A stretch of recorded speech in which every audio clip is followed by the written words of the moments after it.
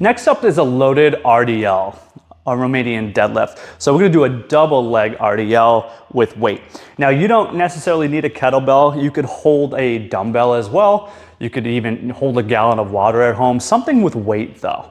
As we get further in our rehab, if we really want to optimize our recovery and get back to higher level activities like sports or just even more aggressive activities of daily living, we need to increase the weight. Otherwise our body won't adapt and our strength won't return, and we're going to be continuing to struggle despite the healing already underway.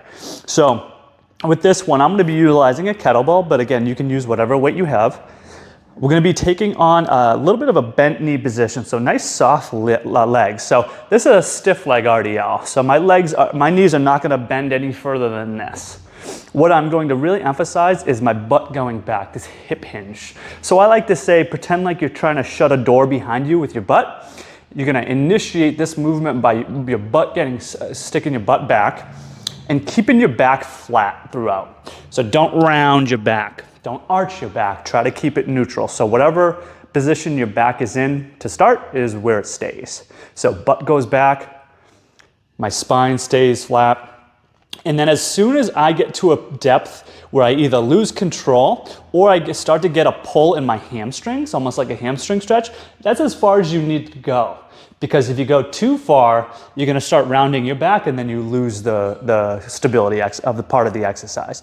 So butt goes back, spine's neutral, get to that hamstring stretch. Now here, I wanna go back up to standing. I'm gonna drive this from my hips. So I wanna drive my hips forward and squeeze my butt. I wanna initiate it here from my glutes. Down, slow, slow, slow. Get to that hamstring stretch, and now squeeze my butt, drive my hips, and then repeat. Now making sure that we're not extending when we stand. A lot of people will try to compensate from their back and initiate it here, and then they come up, and that results in a lot of back soreness. People are not using their glutes, right? So that's why I really want you to emphasize that glute squeeze before you stand. Your back will work. There's muscles in your back that are getting conditioned as well, which is great, but we don't want the entire demand being at the low back area. We want your glutes working. Those are giant muscle groups, really powerful. And if we're not using those, we're really not developing an important aspect of the movement chain. So squeeze your butt, drive your hips, initiate it from those glutes, and then repeat.